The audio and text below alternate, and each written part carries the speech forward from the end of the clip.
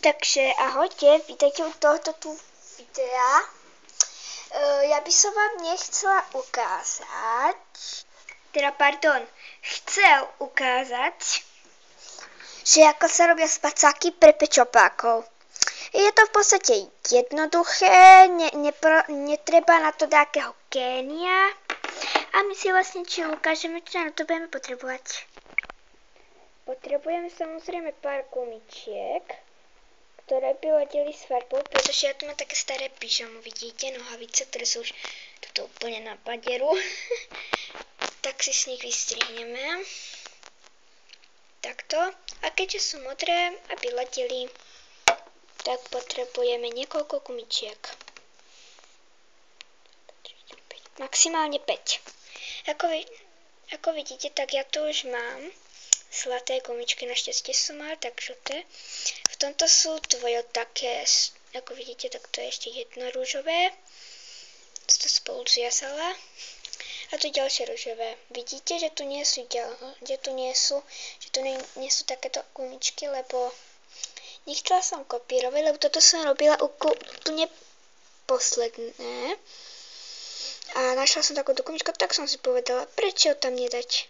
Tak a takéto som spravila. Ďalej potrebujete toto. Nožničky funkčné.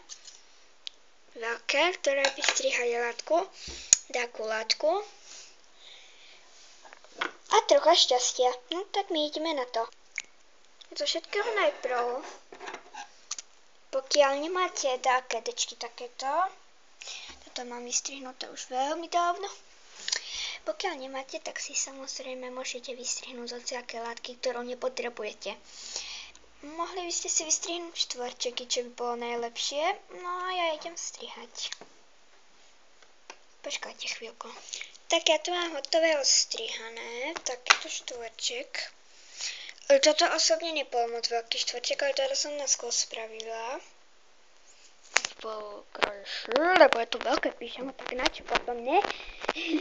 No tak nás tam potrebujete oveľa väčší kus, aspoň taký veľký, no. Jak celé píšamo.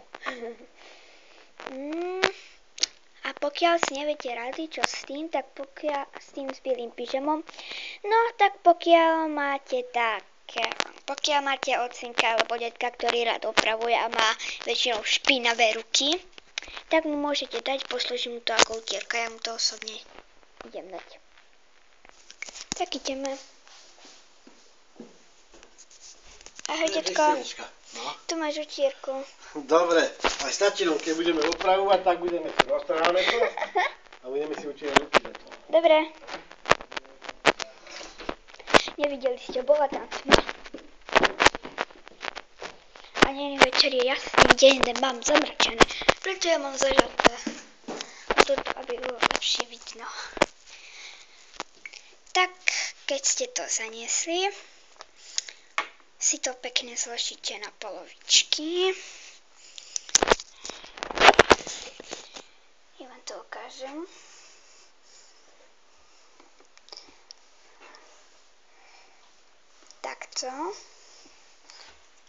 Takto na polovičku. A zase na polovičku. A zase takto. Takto máte štvorec. A to je zasa prehnete.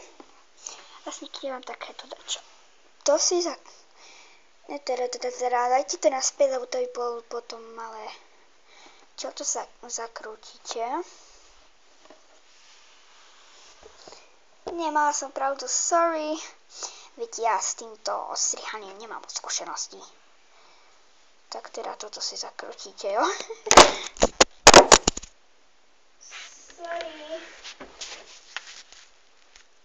Keď to máte takto, tak začneme gumičkovať. Zagumičkovať. Je to jednoduché. Jedna. Po druhej. Pokiaľ sú aktori takí blbí, že to nevedia, no.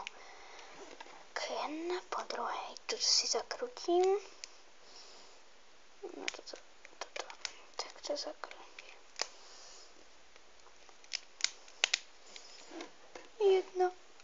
po druhej. Poslednú, táto sa od nich líši. Preto pôjde ako posledná na vrch. Kde je? Tak, aby tam vyčnievala. No a keď to máte,